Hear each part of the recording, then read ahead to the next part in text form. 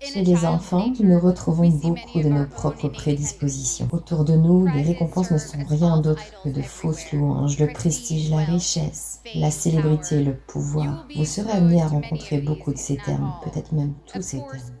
Évidemment, l'une des raisons pour lesquelles je suis invitée à parler aujourd'hui, au-delà du fait d'être fière d'être une ancienne élève, est que j'ai accumulé de nombreux jouets convoités par beaucoup dans ma vie, parmi lesquels un jouet tout particulier, un Oscar.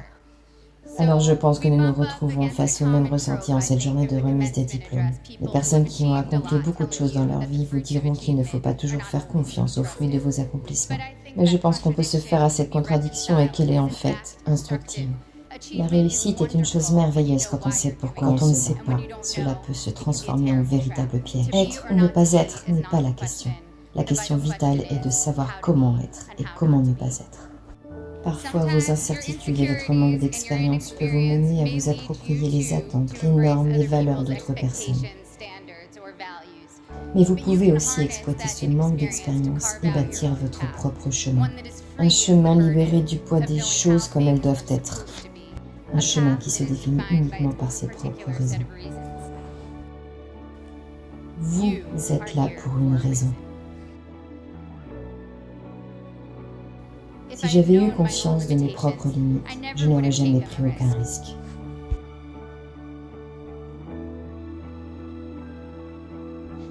Je n'avais aucune idée de comment annoncer mes intentions. Je n'arrivais même pas à me les annoncer à moi-même. J'ai commencé à jouer dans des films à l'âge de 11 ans, mais je pensais que faire l'actrice était bien trop futile et surtout que ce n'était pas important. À l'âge de 18 ans, j'étais actrice depuis déjà 7 ans et je pensais que je trouverais une voix beaucoup plus brillante et plus sérieuse à la fac. Et j'ai été stupéfaite de découvrir tout ce que je devais apprendre, au point que certains matins je n'arrivais même pas à me lever. Ce qui compte, ce n'est pas la quantité des choses que l'on fait. Ce qui compte, c'est prendre du plaisir dans le perfectionnement et la beauté de ce que l'on fait. Je continue d'apprendre encore aujourd'hui que ce qui compte, c'est de bien faire, même si ce n'est peut-être jamais fait. Que la joie et le dévouement dans votre travail, toute la virtuosité qu'on apporte dans ce que l'on fait, peut donner à autrui, comme à nous-mêmes, un plaisir tout à fait particulier. Il y aura toujours quelqu'un qui ira plus haut, qui aura une réplique bien plus brillante. La seule chose sur laquelle vous devez devenir meilleur, c'est à vous dépasser vous-même.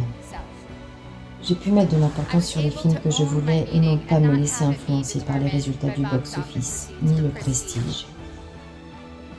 Je ne me rendais pas compte de mes propres limites à tel point que je me suis lancée dans des projets pour lesquels je n'étais absolument pas prête. Et donc ce sentiment d'incompétence que j'ai ressenti à la fac, qui me faisait douter de moi et qui m'a convaincue de jouer selon les règles des autres, me faisait à présent prendre des risques que je ne soupçonnais même pas être des risques. Votre manque d'expérience peut soit vous mener sur une route où vous vous conformerez aux valeurs des autres, ou alors vous pouvez forger votre propre destin, même si vous ne réalisez pas que c'est ce que vous êtes en train de faire.